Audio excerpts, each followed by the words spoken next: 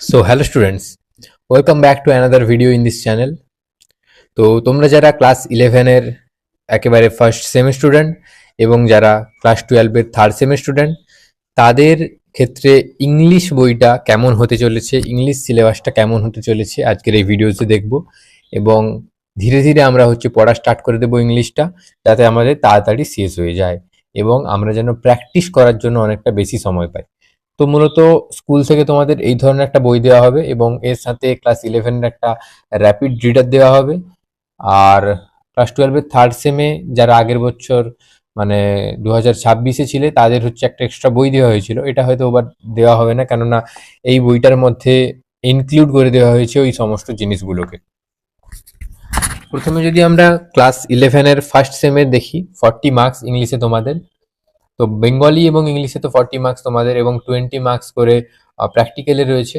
তো এবার কেমন সাজানো হয়েছে না, প্রোজ অর্থাৎ কবিতা গল্প যেগুলো রয়েছে, গল্পগুলোর সাজানো রয়েছে 10 মার্কসের, কবিতা ভার্স সেরকম 10 মার্কসের, র্যাপিড রিডার 10 মার্কস, আর টেক্সচুয়াল গ্রামার 5 মার্ক এবং রিডিং কম্প্রিহেনশন অর্থাৎ আনসিন যেটা থাকবে ওটা 5 মার্ক ফার্স্ট সেমিস্টারের ক্ষেত্রে। এবার এই ফার্স্ট সেমিস্টারের পর তোমাদের সেকেন্ড সেমিস্টার, এবার ফার্স্ট সেম হোক তারপরে সেকেন্ড সেমিস্টার সম্বন্ধে আমরা আলোচনা করব। ফার্স্ট সেমিস্টারে যে সমস্ত বিষয়গুলো তোমাদের রয়েছে ওটা টপিক অনুসারে বলছি। টপিক 1-এ রয়েছে তোমার an astrologer's day by R K. Narayan. Second, the swami and mother worship from the master as I saw him by sister Nivedita, অর্থাৎ সিস্টার নিবেদিতা মানে ভগিনী নিবেদিতার লেখা একটা গল্প, যেটা স্বামীজিকে নিয়ে লেখা। টেক্সট একটা রয়েছে Amarnath from the master as I saw him, এটাও সিস্টার নিবেদিতার লেখা।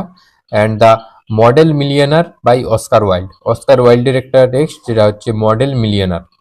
এবার চলে যাচ্ছি ভার্সে। ভার্সে রয়েছে ফার্স্ট তোমাদের composed upon Westminster Bridge by William Wordsworth, the bangle sellers by Sarojini Naidu, the second coming by W B. Yeats.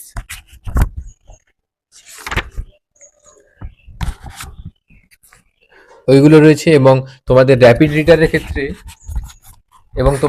রিডারে রয়েছে Macbeth from a text book of English B rapid reader, আর ওথেলো, আর অ্যাজ ইউ লাইক ইট।